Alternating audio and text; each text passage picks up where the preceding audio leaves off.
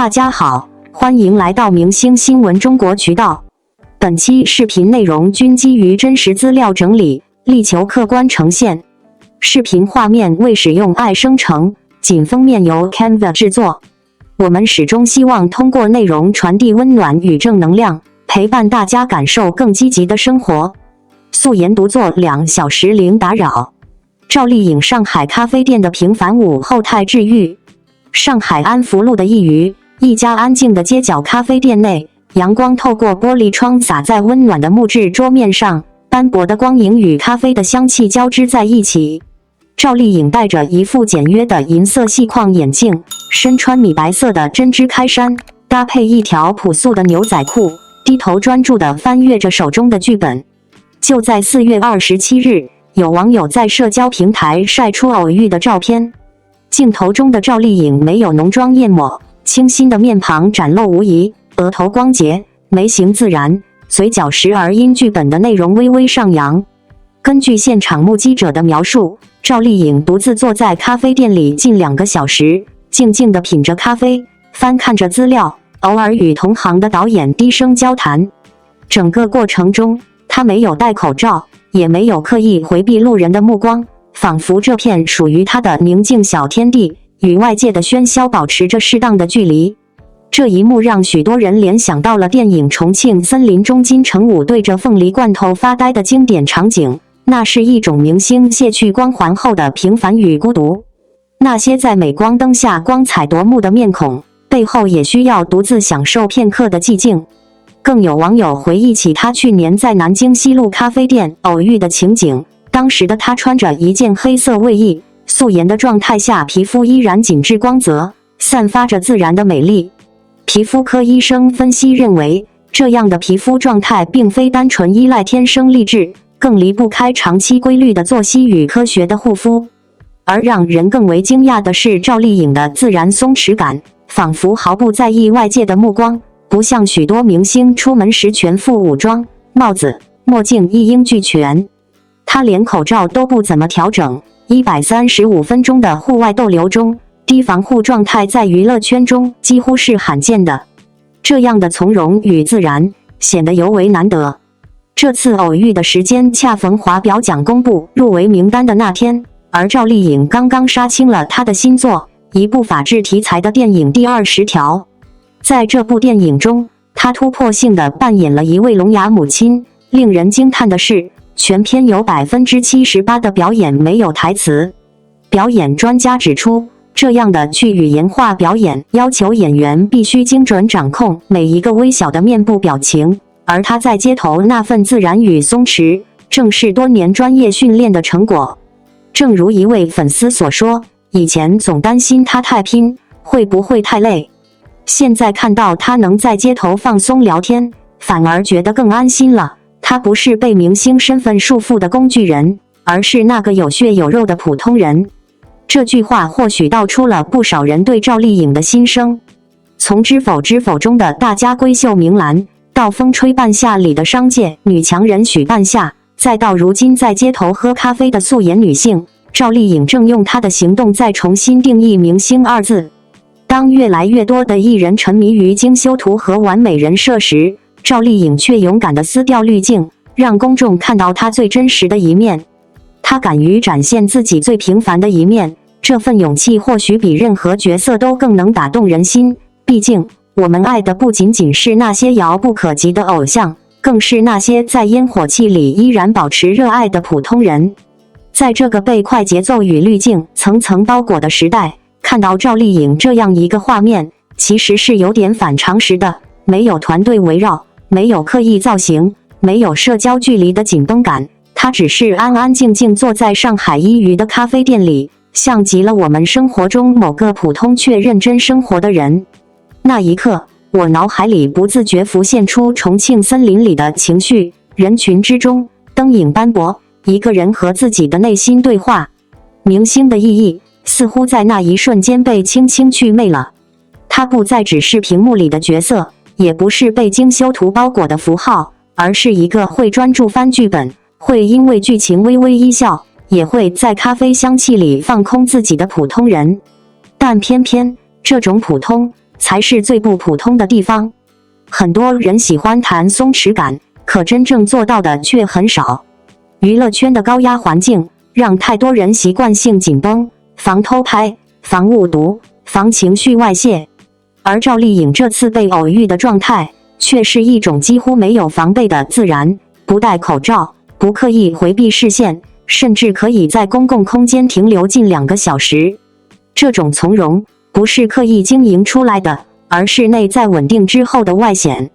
换句话说，她已经不再需要通过防御来证明自己。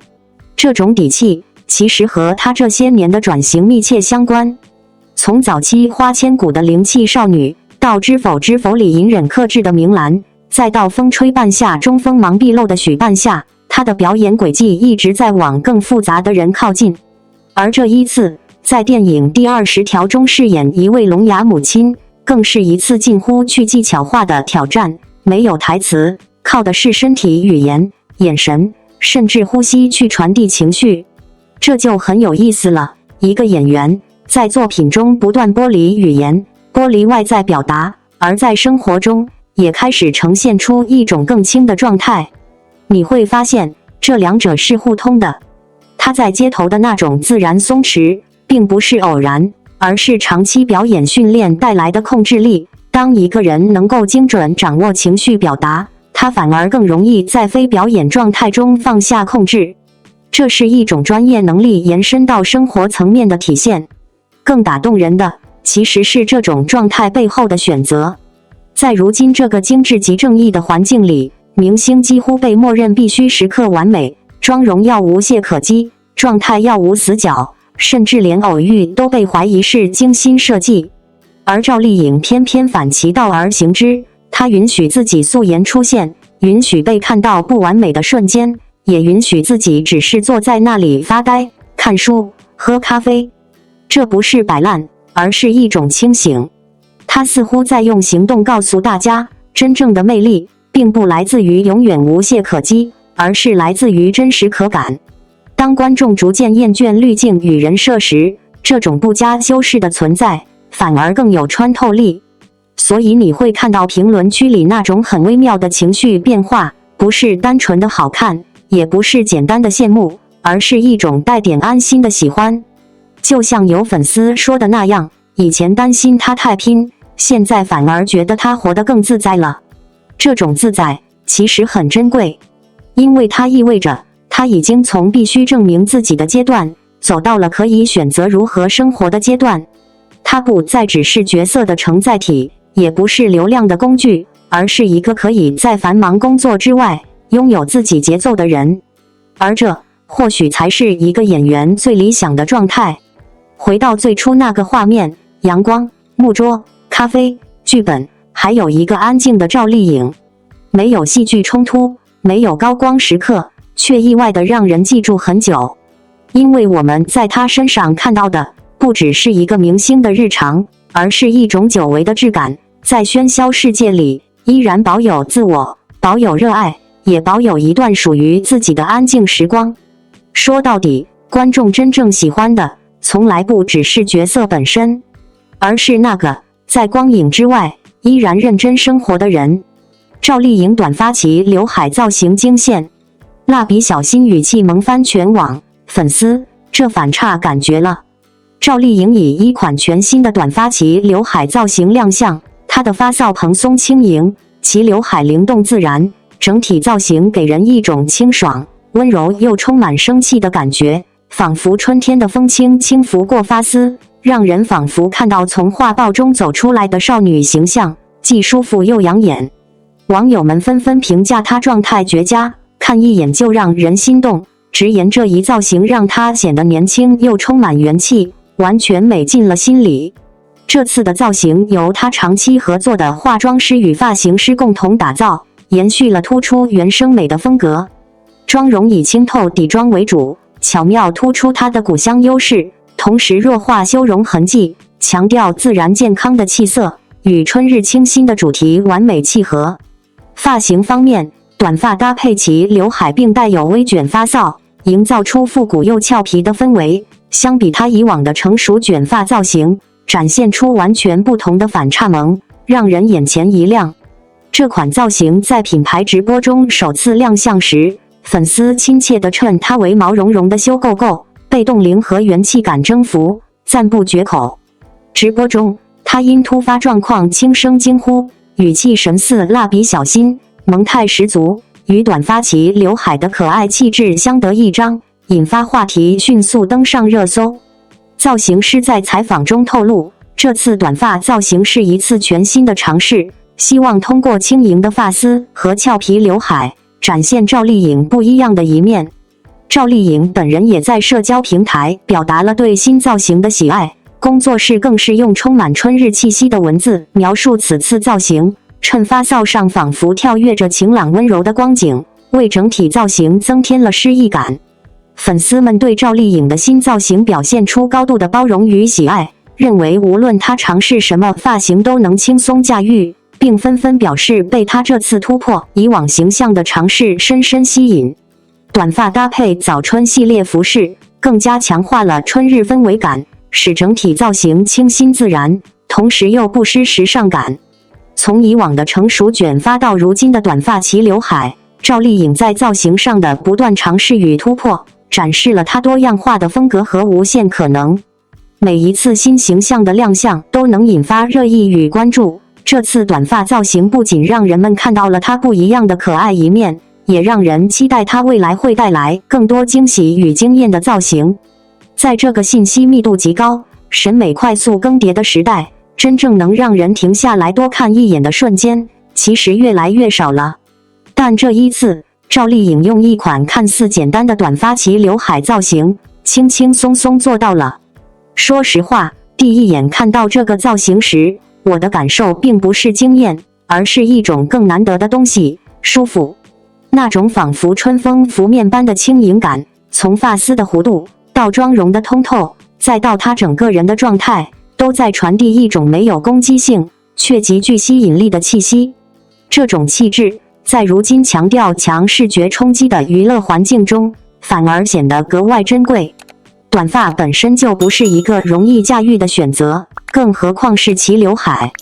它对脸型、五官比例乃至气质的要求都极高，一不小心就会显得呆板甚至稚气过头。但赵丽颖这一次恰恰拿捏住了那个最微妙的平衡点，既有少女感却不幼态，既有俏皮感却不浮夸。发梢的微卷处理是这次造型的点睛之笔，它让整体轮廓不再生硬，而是带着一点点空气感的流动，好像每一缕发丝都有自己的呼吸节奏。再配合轻盈的齐刘海，整个人瞬间从过去偏成熟、稳重的形象中跳脱出来，带着一点点调皮，一点点慵懒，还有一点点不经意的可爱。而真正让这个造型火起来的，其实不是发型本身，而是赵丽颖的状态。直播中那一声不经意的惊呼，被网友调侃像蜡笔小新，听起来似乎只是一个有趣的小插曲，但恰恰是这种毫无设计感的自然流露，让人看到了她身上最打动人的部分——真实。很多时候，观众其实并不缺完美的明星形象，缺的是那种带着一点点生活气息的鲜活感。而赵丽颖这一次恰好用一种极其轻松的方式，把这种感觉传递了出来。她不是在表演可爱，而是在某个瞬间，自然地流露出一种近乎本能的松弛与童真。这种反差感，才是这次造型真正引爆讨论的核心。我们习惯了她在荧幕中塑造的那些角色，坚韧、隐忍，甚至带着某种命运重量的女性形象。从花千骨的灵动，到后期现实题材作品中的沉稳，她一步步走向更成熟的表达。而这一次的短发齐刘海，却像是把时间轻轻往回拨了一点点，不是回到过去，而是在成熟之上，多了一层轻盈的滤镜。这其实是一种更高级的变化，因为它不是简单的变年轻，而是在经历之后，依然保有那份可以随时切换的柔软。换句话说，这不是年龄层面的逆转，而是气质层面的扩展。从造型角度来看，这次团队明显延续了原生美的思路，干净的底妆、弱化修容的处理，让五官的立体感更多来自本身结构，而不是后期修饰。这种克制其实需要很大的自信，对演员本身的自信，也对观众审美的信任。而赵丽颖显然撑得住这种减法。她的脸不是那种第一眼锋利的类型，但胜在耐看、稳定，并且极具情绪承载力。这种脸型在镜头中反而更容易与观众建立情感连接。当浓妆被拿掉，滤镜被减弱，那种真实的生命力反而更明显地浮现出来。所以你会发现，这个造型之所以让人心动，并不是因为它多么复杂，而是因为它刚刚好。刚刚好的贴合季节，刚刚好的呼应状态，也刚刚好的释放出一种久违的轻盈感。更有意思的是，粉丝对这个造型的反馈呈现出一种非常温和却坚定的支持。大家没有过多纠结是否符合以往风格，反而更关注他尝试了什么新的可能。这种氛围其实也从侧面说明，赵丽颖已经建立起了一种相对稳固的观众信任，无论她怎么变，大家都愿意看。而这远比单一风格的安全感更难得。回过头来看，这次短发齐刘海的意义，其实不仅仅是一次造型更新，更像是一种信号，她依然在探索，依然在变化，也依然愿意在某些瞬间放下所有既定标签，去呈现一个更轻、更软、更接近生活本身的自己。在一个越来越强调人设的行业里，这种不刻意的松弛反而成了一种新的稀缺。或许正因为如此，当我们看到他在镜头前那一刻微微惊呼，带着一点点蜡笔小新式的语气时，会不自觉地笑出来。那不是因为搞笑，而是因为真实。而真实永远是最打动人的部分。所以，如果要用一句话来总结这次造型带来的感受，大概是他没有刻意去惊艳谁，却让人忍不住一看再看。这种不费力的好看，才是最难复制的魅力。新剧制片人暗讽赵丽颖年纪大，结果新剧扑街老剧反而火了。最近有部叫《冰湖重生》的剧还没播就闹出了一场大戏。制片人张萌在宣传时说，新版演员更有少年感，更符合角色气质。这话单独听没啥问题，可放在楚乔传续集这个背景下，味道一下就变了。大家不是傻子，这不就是在暗指赵丽颖年纪大不够有少年感吗？想捧新人可以，但踩着前辈上位这招真不高明。赵丽颖那边反应挺快，直接甩出当年的采访片段，啥也没多说就把态度摆在那了。本来这是差不多该翻篇了，结果剧方官微不知道哪根筋搭错了，亲自下场发文阴阳怪气，暗讽人家两副面孔。这下可好，火药味直接拉满。更搞笑的是，没撑多久就慌慌张张把微博删了，可手快的网友早就截图留了证据。这剧还没上映就先玩起小心思，吃相确实有点难看。可真正打脸的还在后头呢。号称 S 级大制作的《冰湖重生》，开播就是零广告植入，广告商又不傻，这剧要是真能爆，早就抢着投钱了。平台热度也是高开低走。反观9年前的《楚乔传》，因为这场风波，播放量反而逆势大涨。老剧吊打新剧，这巴掌扇得够响的。张萌后来在直播间卖惨，说剧组不容易，还请过赵丽颖被拒绝了，想博同情。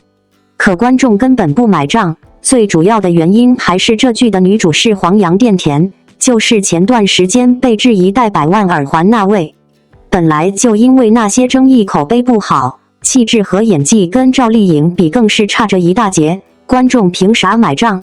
其实内娱很多制作方都这样，总想走捷径，靠着经典 IP 吸引关注，吃情怀红利，尝到甜头后又急着切割，贬低原版演员，想树立新标杆，既想占便宜又不想负责任，观众能看不出来吗？赵丽颖这次能稳稳站着不被踩下去，不是因为她流量大，是因为她够清醒也有实力。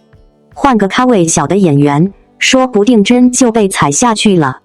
这场风波闹了这么多天，慢慢也消停了，可后遗症不小。赵丽颖稳如泰山，想碰瓷她的剧组却被翻了个底调。说白了，与其内涵别人，还不如自己好好积累。新术部正靠炒作话题，在内娱是走不远的。张萌和剧方这次输的不只是口碑，面子没了，里子也没剩下。在这个流量与话题随时可以被点燃的时代，一部剧还未开播就卷入舆论漩涡，其实并不稀奇。但这一次，围绕冰湖重生与楚乔传的风波，却意外地让人重新审视一个名字——赵丽颖。说实话，所谓少年感这个词，这几年几乎被用到失去分寸。它仿佛成了一种万能标尺，用来衡量演员是否合格，却很少有人认真思考，角色真正需要的是外在的年轻，还是内在的生命力。当有人试图用一句轻飘飘的评价去暗示一位演员不再适配，观众的直觉反应往往比任何公关话术都来得真实。他们记得的从来不是年龄，而是角色增带来的情感震动。9年前，楚乔传之所以能成为现象级作品，并不是因为它完美无缺，而是因为它在某个瞬间击中了观众的情绪核心。而赵丽颖饰演的楚乔，恰恰就是那个核心。她的表演里有倔强，有隐忍，有爆发，那种从底层一路挣扎向上的力量，让角色不再是纸片人，而像是一个真实存在过的人。观众对她的认可，从来不是建立在少女感这种单一维度上，而是一种更复杂、更长久的情感连接。反观这次的风波，其实更像是一面镜子。制作方或许原本只是想强调新剧的新气象，却忽略了一个最基本的事实：经典之所以成为经典，从来不是靠对比贬低出来的。尤其是在观众早已具备辨别力的当下，任何试图采旧捧新的表达，都会被迅速放大，甚至反噬。更耐人寻味的是，赵丽颖的回应方式，没有情绪化的反击，没有冗长的解释，只是一段旧采访的释出，像是把时间轻轻推回过去，让作品自己说话。这种克制，反而形成了一种更有力量的表达。他没有参与争论，却在无形中占据了叙事的高点。某种意义上，这正是一位成熟演员最难得的能力，用作品与时间建立信任，而不是依赖即时的情绪对抗。于是我们看到一个颇具戏剧性的结果：新剧尚未站稳脚跟，老剧楚乔传的播放量却逆势上涨。观众用最直接的方式做出了选择。这种回看并不仅仅是情怀驱动，更是一种重新确认价值的过程。当人们再次点开熟悉的画面时，他们确认的不只是剧情，更是那种曾经被打动的感觉是否依然成立。而答案显然是肯定的。至于新剧《冰湖重生》，问题或许并不在于演员本身，而在于整体气质的错位。当一个 IP 已经拥有明确的情感记忆，再去重塑它，就必须付出更高的诚意与创造力。如果只是借用壳子，却试图快速建立新的认同，那风险几乎是注定的。观众可以接受改变，但前提是这种改变足够有说服力，而不是建立在对过去的否定之上。从更大的层面来看，这场风波也揭示了当下影视行业的一种焦虑，既想依赖成熟 IP 的安全感，又急于摆脱其原有的影响力。这种矛盾往往会催生出一些急功近利的表达方式，比如制造话题、引导对立，甚至不惜触碰观众的情感底线。但问题在于，观众早已不再是被动接受信息的一方，他们有记忆，有判断，也有选择权。而赵丽颖之所以能够在这样的环境中稳如泰山，关键并不只是人气，而是一种长期积累下来的可信度。从早年的古装角色，到近年来逐渐转向现实题材，它的路径其实很清晰，不断打破既有标签，让观众看到更多层面的可能性。它或许不再是某些人口中的甜妹，但它换来的是更宽广的表演空间，以及更持久的观众认可。这也是为什么当外界试图用年龄去定义它时，反而显得有些苍白。因为真正支撑一个演员走远的，从来不是年龄优势，而是对角色的理解力与表达力。当这些能力足够扎实时，所谓的适配度自然会以另一种形式呈现出来。回到这次事件本身，它终究会过去，但留下的启示却值得被记住。在影视创作中，尊重观众的情感记忆远比制造短期话题更重要。而对于演员来说，真正的底气永远来自作品本身。某种程度上，这也是一种颇具讽刺意味的结局。当有人试图通过定义他人来获得关注时，反而让观众再次确认了谁才是真正不可替代的存在。雷军亲赴赛道夸王一博，一句话戳破顶流地位。上海国际赛车场的风从来没有像这个春天这样滚烫。当 China GT 的引擎轰鸣声划破天际，所有人的目光都聚焦在那个身披85号战翼的身影上。而赛道边，一场顶级大佬的偶遇更撕开了娱乐圈最真实的生态。王一博早已站在金字塔顶端，成为无人能及的唯一。2026年4月的 China GT 上海站注定载入史册。小米创始人雷军作为赛事总冠名商亲临现场，后台与乐华娱乐 CEO 杜化的一段对话瞬间引爆全网。没有客套寒暄，雷军开口就是直白的夸赞：一博越来越火了，你们还有哪些艺人？这句脱口而出的认可没有丝毫商业作秀，是顶级企业家对一个艺人顶流地位的最高盖章。杜化笑着回应他反正一直挺努力的，随即列举其他艺人名字，可雷军的反应却格外真实，没有丝毫回应，仿佛那些名字从未出现过。这一幕被网友戏称雷军只认识顶流，看似调侃，却一针见血戳破行业现实。娱乐圈资源高度集中，而王一博就是那个垄断所有目光与资源的绝对核心。乐华财报早已印证，王一博一人贡献公司近60%营收，业内艺人养全家的评价从来都不是虚言。为何偏偏是王一博能让科技大佬千里奔赴，直言认可？这份火从不是凭空而来，而是商业价值、跨界实力、国民热度的全方位断层领跑，是用努力与实力硬生生闯出来的传奇之路。商业场上，他是无可替代的顶流标杆。与小米牵手近5年，从 RDDMI 全球代言人到推动小米首次冠名 China GT， 王一博用影响力打通科技与娱乐的壁垒。红牛、嘉实多等27个国际品牌扎堆为他联动，85号赛车车身被顶级品牌 logo 覆盖，赛事商业规模创下10年新高。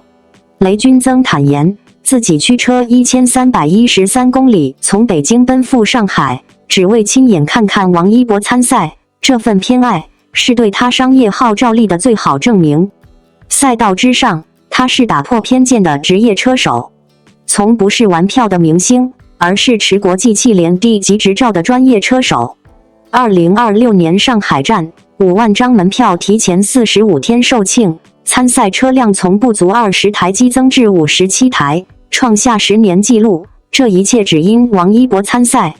正赛中，他从第24位发车，28分钟连续超越6台职业赛车，刷新个人最快圈速至2分03秒171，用硬和实力打脸所有质疑。职业车手张真东公开感谢他带动赛事热度，专业解说直言他以一己之力拉升观赛规模，这份认可是赛车圈对他专业度的彻底接纳。国民热度里，他是跨界破圈的全能王者。2026年横跨文艺、时尚、体育3界，全面开花无短板。央视春晚舞台 5.5 小时播放量破亿，巴黎时装周跻身全球声量榜第11位。赛车赛事获解放日报专文分析王一博效应。从娱乐圈顶流到赛车圈新星，从时尚宠儿到文化标杆，他打破圈层壁垒，成为连接科技、娱乐、体育的核心枢纽，国民度与影响力早已突破行业上限。有人说，娱乐圈从不缺顶流，但王一博的独特在于他从不止步于流量，而是用努力加专业加格局，把顶流活成了传奇。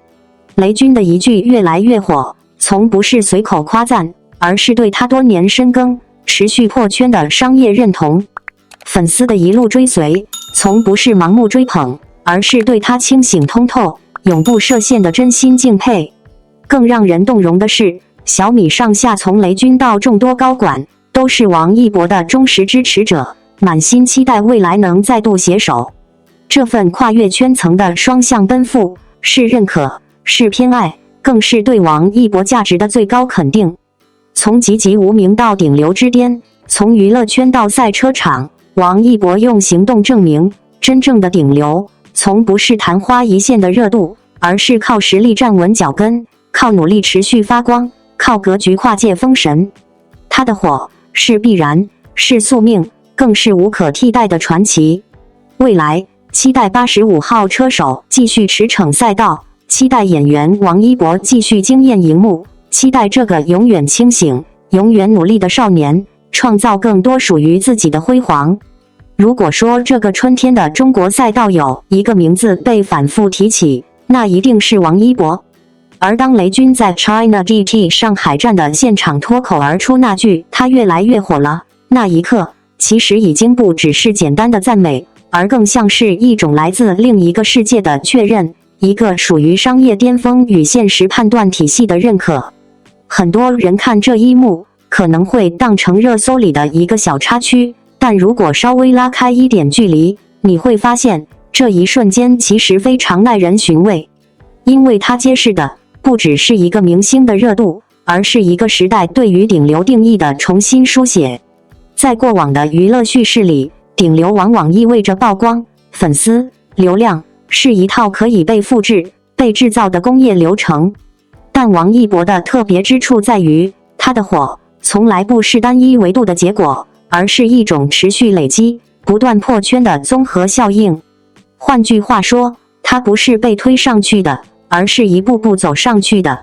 你看赛道上的他，就很容易明白这一点。那不是一个偶像在完成跨界体验，而是一个职业车手在完成自己的比赛。他戴上头盔的那一刻，所有关于娱乐圈的标签都自动失效，只剩下速度、判断和极限控制。28分钟内连续超越6台赛车，这不是热搜词条，这是实打实的技术与心理素质的对抗。而当圈速定格在2分03秒171时，那已经是一种对质疑的安静回应。有意思的是，这种回应方式很王一博，他很少解释，也不太参与喧哗，他更习惯用结果说话。就像早年在舞台上反复练习到极致的舞蹈动作，就像影视作品里逐渐沉淀出来的表演质感，再到今天赛车场上的稳定发挥，这些看似分散的领域，其实有着同一条内在逻辑：长期主义。这也是为什么当雷军问还有哪些艺人的时候，现场出现了那种微妙的失焦。不是别人不够优秀，而是在那个语境里，王一博已经不再只是其中之一，他成为了一个参照系。而这种参照系的形成，恰恰是最难的，因为它意味着你的存在本身就足以定义标准。再回头看它的商业版图，其实就更清晰了。从科技品牌到能源饮料，从润滑油到时尚奢侈品，这些原本分属不同逻辑的行业，最终却在他身上形成了一种奇妙的统一。这不是简单的代言叠加，而是一种信任的转移。品牌相信它可以把不同圈层的人连接起来，而它也确实做到了。China GT 门票提前45天售罄，参赛车辆数量刷新10年纪录。这些数据背后，其实是一种观众迁移。很多原本不会关注赛车的人，因为他走进了赛场，而一旦走进去，他们看到的就不只是王一博，还有整个赛车文化本身。这是一种非常难得的能力，把个人影响力转化为行业增量。所以当专业车手公开感谢他，当媒体开始用效应来命名这种现象时，你会意识到，这已经不是娱乐新闻的范畴了，而更像是一种文化现象的形成过程。当然，也有人会问，这样的全能会不会只是阶段性的？这个问题其实很好回答，因为真正决定一个人高度的，从来不是他做了多少事，而是他做事的方式。王一博的路径里有一个很稳定的核心，他总是选择更难的那一条。无论是高强度的舞台训练，还是高风险的赛车运动，甚至是影视作品中那些更具挑战性的角色，他似乎一直在主动提高自己的门槛。这意味着什么？意味着他的上限不是被市场决定的，而是被自己不断重置的。这也是为什么当很多顶流随着时间被替代时，他反而在不同领域同时生长。娱乐圈、体育圈、时尚圈，这些原本彼此分隔的空间，在他身上开始发生交叉。某种程度上，他已经不只是一个演员或偶像，而更像是一种新的公共形象，既有专业能力，又具备跨界影响力，同时还能持续输出内容与成绩。所以，当我们再回头看雷军那句看似随意的话，其实就多了一层意味。那不是一句你很红，而更像一句你已经站在这里了。双引号，站在一个不太容易被替代的位置上。而对于观众来说，这种存在感其实也很直观。你可能不是他的粉丝，但你很难忽视他。你可能最初是因为某一个领域认识他，但最终却会在另一个领域再次遇见他。这种反复相遇，就是影响力最真实的样子。说到底，王一博的故事之所以打动人，并不是因为他有多完美，而是因为他一直在用行动证明一件事：边界是可以被打破的，只要你愿意为此付出足够的时间与代价。而那辆85号赛车，或许只是一个开始。真正让人期待的是他下一次会把自己带到哪里。王一博无论跨界还是深耕，都能成功封神。为何他能做到，而其他顶流却只能玩票？难道魅力就是他的秘密武器？王一博参加了一场赛车比赛，这件事很多人都知道了。他不是随便玩玩的那种明星，他是真的去认真比赛的人。在上海举行的 China GT 比赛中，王一博开着赛车跑出了2分03秒357的成绩。这个时间听起来可能不太直观，但如果告诉你他在所有参赛选手中排在第24位，并且拿到了组别里的第4名，你就知道这成绩有多厉害了。和他一起比赛的都是谁呢？有来自世界各地的专业车手，这些人平时就是专门训练开车的，他们对赛道很熟悉，对自己的车子也很了解。而王一博虽然也训练了很久，但毕竟不像职业选手那样天天都在练车。能在这么多高手当中取得这样的排名，说明他的实力确实很强。其实很多人一开始并不看好他，觉得他只是一个艺人而已，怎么可能跟真正的赛车手比速度呢？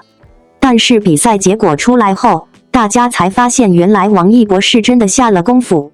为了这次比赛，他提前几个月就开始准备，每天都要花好几个小时练习驾驶技术，还要学习关于车辆调校的知识。就连休息的时候，他也经常看一些专业书籍或者视频来提升自己。除了努力之外，王一博还有一个特点，就是喜欢挑战自我。从街舞到摩托车越野赛，再到现在的汽车拉力赛，他几乎什么都尝试过。而且每次进入一个新的领域，他都不会浅尝辄止，而是会深入的去研究、去实践。比如学滑板时，即使摔了很多次，他也坚持继续练习。刚开始接触攀岩的时候，因为体力不够差点放弃，但他通过加强体能训练克服了这个问题。正是因为这样不断的积累与成长，才让王一博能够在不同领域都展现出不错的水平。在赛车这项运动上也是如此，他知道光靠热情是不够的，还需要科学的方法以及大量的实战经验。所以除了日常的身体素质锻炼外，他还特别注重心理调节能力的培养。因为在高速行驶过程中保持冷静非常重要，哪怕是一瞬间的分心，也可能导致严重后果。对于普通人来说，或许很难理解为什么一个已经很有名气的艺人还要这么辛苦的去做另一件事情。但在王一博看来，这只是因为他真的很热爱这些活动。正如他自己所说，我只是想做好每一件事。这句话听起来很简单，但实际上要做到却非常不容易。尤其是在娱乐圈这样一个充满诱惑与压力的地方，能够始终坚持初心并不是每个人都能做到的事情。也许你会问，那他这样做值得吗？答案当然是肯定的，因为他不仅收获了更好的自己，同时也赢得了更多人的尊重。当人们看到王一博站在领奖台上接受荣誉那一刻的笑容时，没有人再去质疑他的动机或者能力。大家都明白了一个道理，只有真正付出过汗水的人，才有资格谈论梦想。我们也可以从中学到很多东西，比如说无论做什么事情都应该全力以赴，不要轻易就说放弃。再比如要学会控制情绪，在面对困难时不退缩不逃避。还有就是要勇于走出舒适区，敢于迎接未知的挑战。这些都是王一博用自己的行动告诉我们的宝贵经验。未来他还会有哪些新的尝试呢？没有人能够预测。不过可以确定的是，只要保持着这份执着与勇气，相信没有什么是不可能实现的目标。对于我们每一个人而言，也应该向他学习那种永不言败的精神品质。毕竟生活本来就不容易，如果连自己都不相信自己能做到更好，那就更没有机会改变现状了。回想起来，王一博的故事其实就是一个普通年轻人成长为优秀人才的过程。只不过相比于其他人，他更加幸运地拥有了展示自我的平台罢了。但这并不代表他就比别人聪明多少，或者说有什么特殊的天赋。相反，正是凭借着坚持不懈的努力，以及对待每一件事情认真负责的态度，才让他一步步走到了今天的位置。所以说，如果你也有想要追求的梦想，请一定要记住王一博给我们的启示，永远不要害怕失败，也不要担心别人的看法。只要你肯下定决心，并且为之奋斗到底，总有一天你会发现自己也能创造出属于自己的奇迹。如果要用一句话来概括王一博这些年的轨迹，那大概就是他从来不把跨界当作尝试，而是当作在一次从零开始的专业。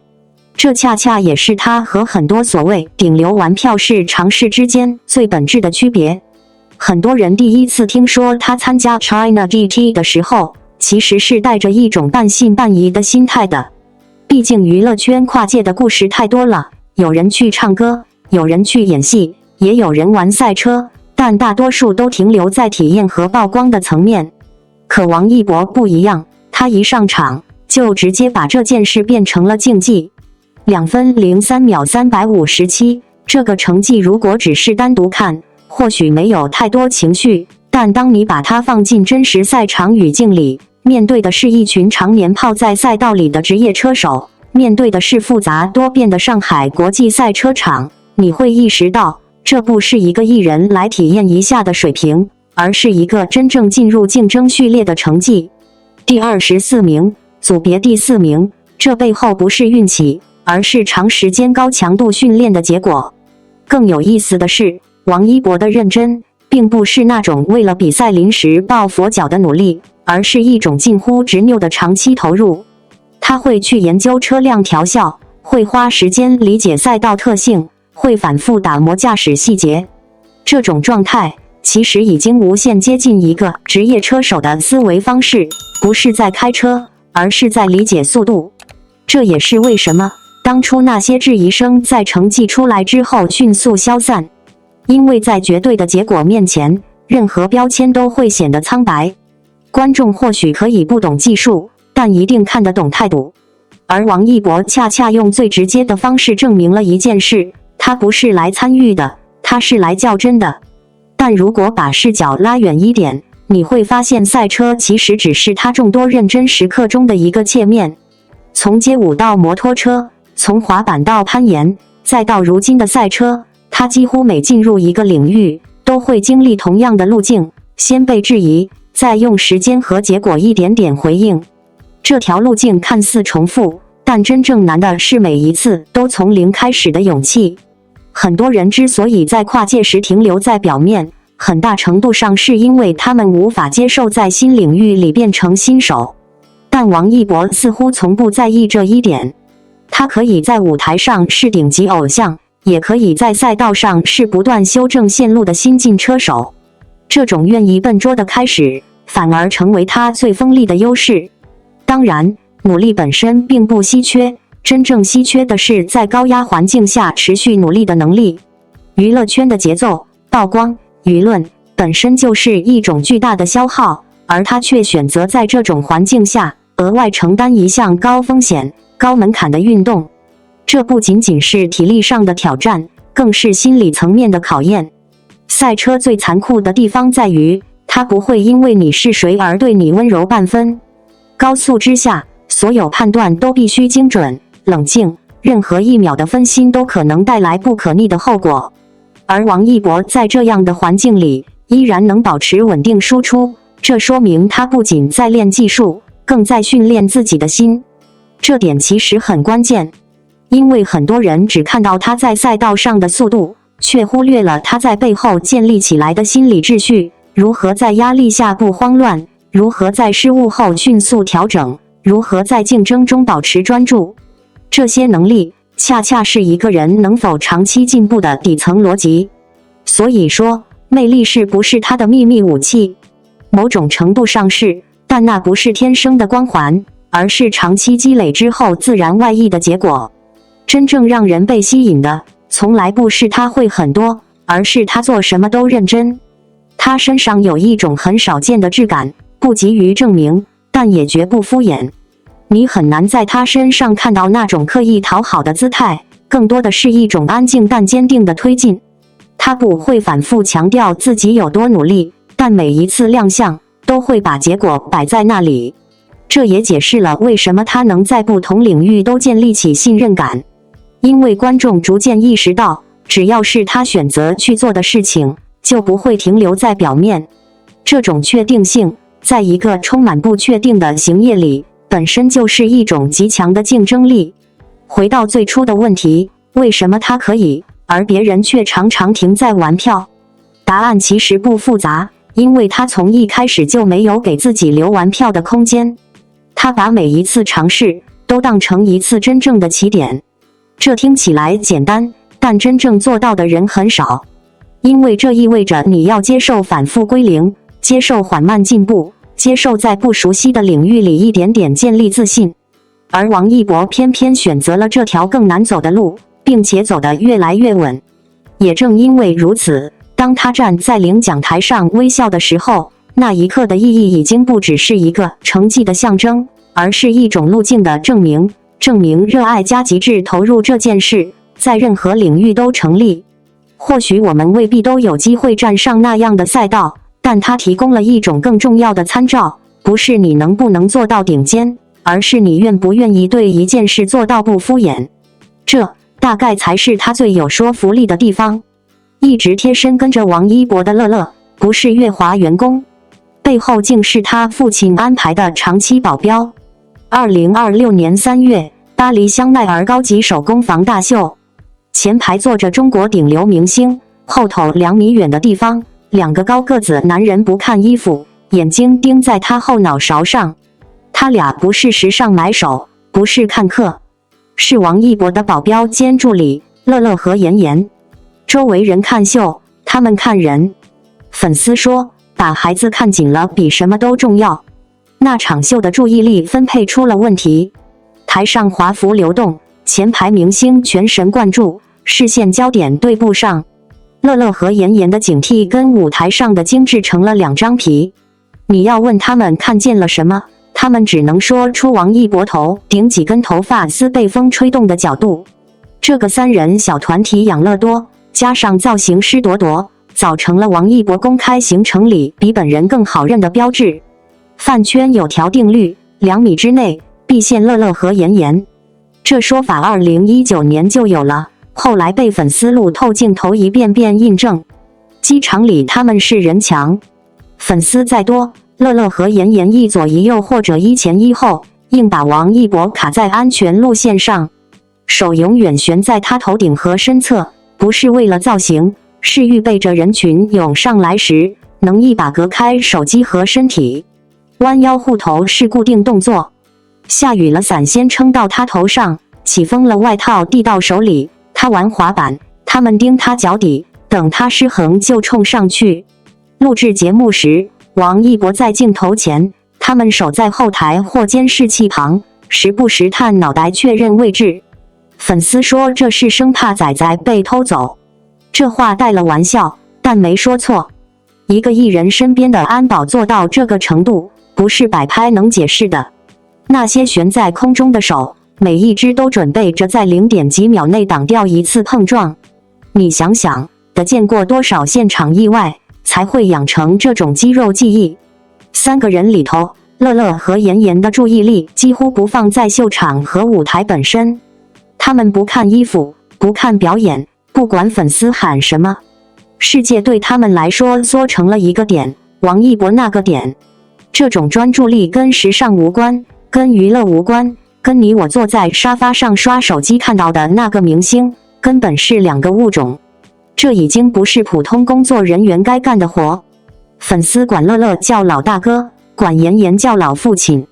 这2个人对王一博的照顾，到了家人那一步，问题就摆在台面上，他们到底是乐华娱乐给自家头牌配的高配保镖，还是别的什么来头？粉丝圈有一个没说死的说法，乐乐和妍妍一开始不是跟着王一博的，他们最早是乐华另一个老艺人韩庚的人。2019年，陈情令让王一博变成顶流，公司把这2个有经验的人调过去跟着他。这不是量身定做，是行政调动。王一博爆红是2019年的事，这一点很清楚。从2019年到2026年，7个年头，王一博从爆红变成稳坐顶流，从演偶像剧到演电影主角，还成了职业摩托车手。这2个人陪的不是一个项目，是一个具体的人。高光时刻、压力、疲惫，还有机场、片场、赛场连轴转的日夜，这种长期绑在一起扛压力的日子，很容易长出信任和忠诚，比合同管用。观众看到的不是保镖和老板，是被人叫做养乐多的组合，这外号带着开玩笑的亲近劲。养乐多这边细节被粉丝记着传着，另一边一件事正在资本市场闹腾。2026年，王一博和乐华娱乐的独家经纪约到期，2025年市场就有了他不续约的传言，乐华股价直接往下掉。这家公司号称艺人经纪第1股，收入全靠头部艺人，王一博就是最核心的那根柱子，他走不走，跟一把剑挂在乐华头顶差不多。2026年3月，乐华开始密集行动。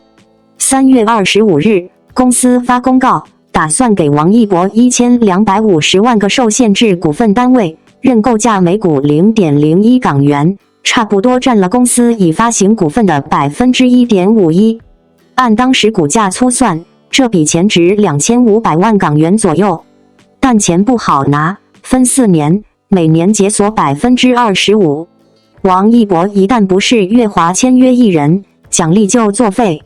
这是用真金白银做的金手铐，诚意很实在。3月27日，乐华又发公告，说已经和王一博续了独家艺人管理合同。公告里写，这次续约把他的职业发展和集团绑得更紧。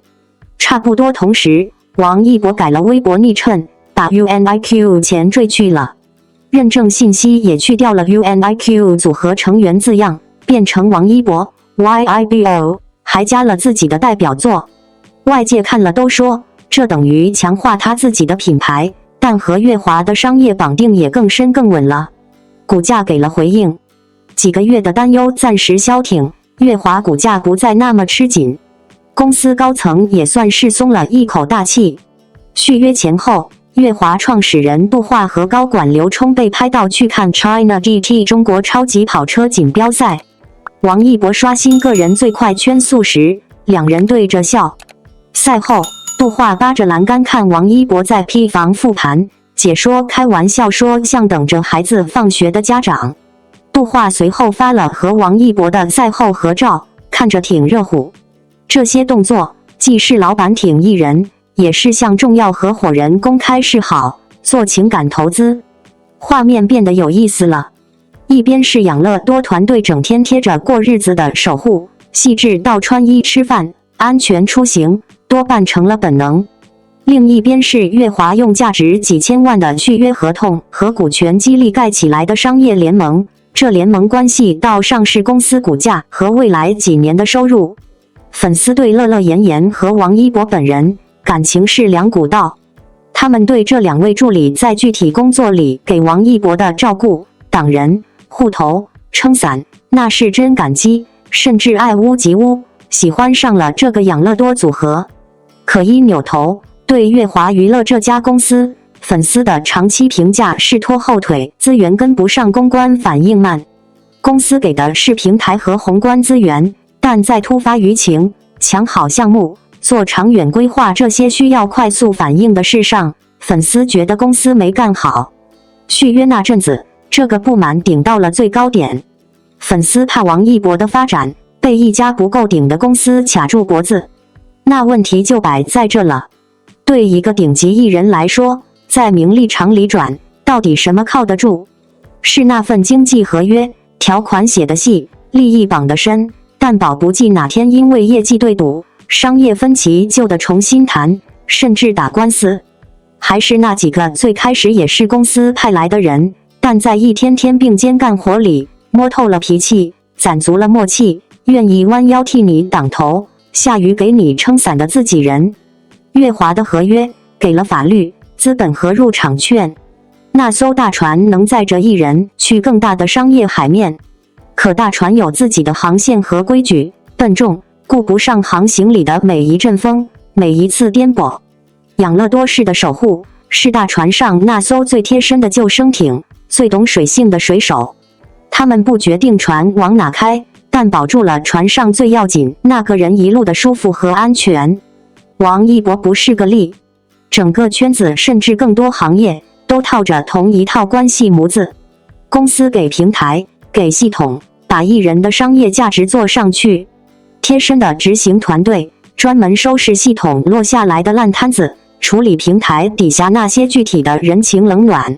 系统强，但不认人；贴身团队小，可有人的热度。系统顺的时候，两边互相抬；系统一卡，那个带人味的小单元就成了艺人最靠得住的缓冲垫。2026年4月，山西运城 China GT 赛场，两套东西摆在一起了。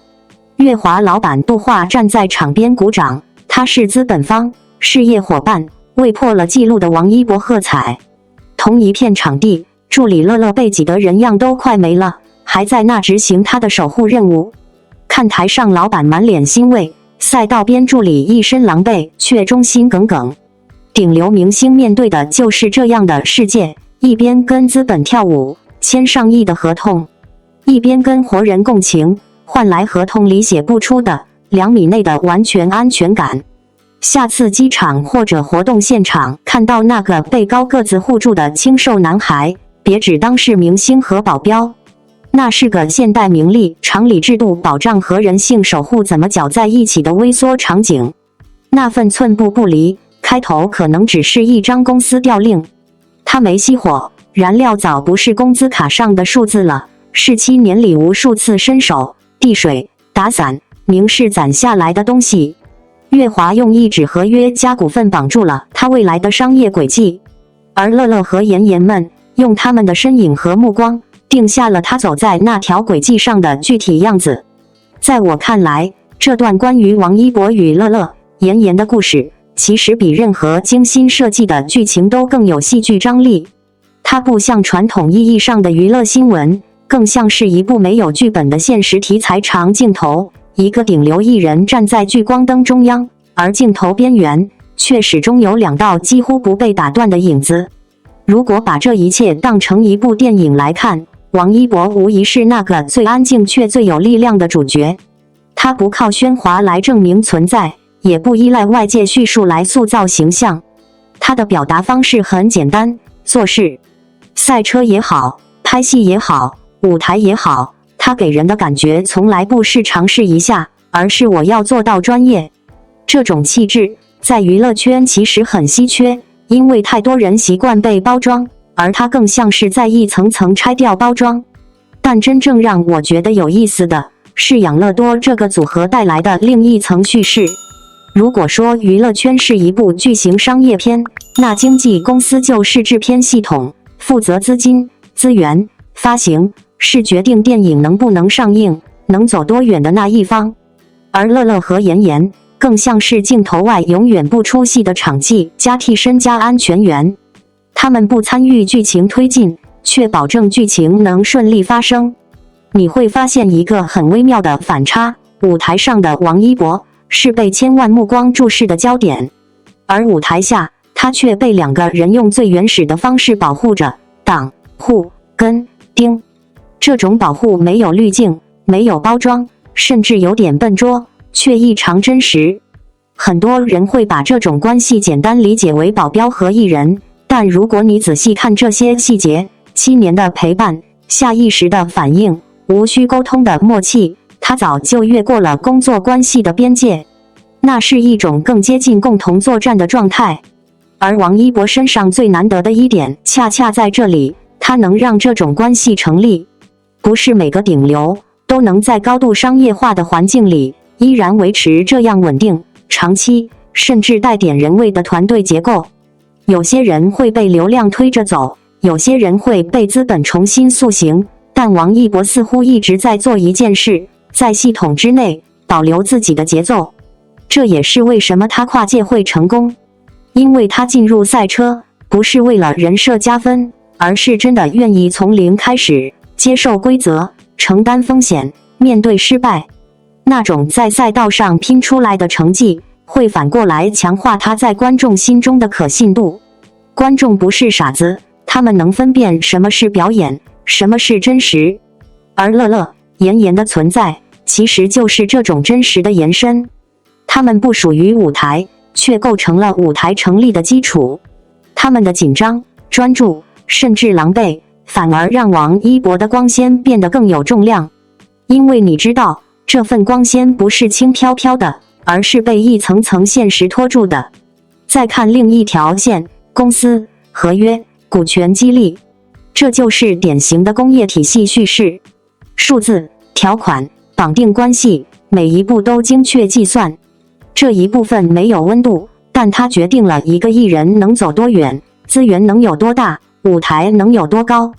所以你会看到一个很有意思的双轨结构，一边是资本逻辑，冷静、理性、可替代；一边是人性关系，缓慢、具体、不可复制。而王一博恰恰站在这两条轨道的交汇点上，他既能在商业体系里被高度认可，又能在最贴身的关系里建立长期信任。这种平衡其实才是真正的顶流能力，不是热度，而是稳定性；不是曝光，而是可持续。很多人会问，为什么是他？答案可能不在天赋或者运气，而在一种更朴素的东西，他对每一件事的处理方式都很一致。不论是面对镜头，还是面对团队，甚至是面对风险，他都选择认真。而认真这件事是会被时间放大的。7年时间可以让一段普通的工作关系变成默契，也可以让一个偶像变成真正被信任的人。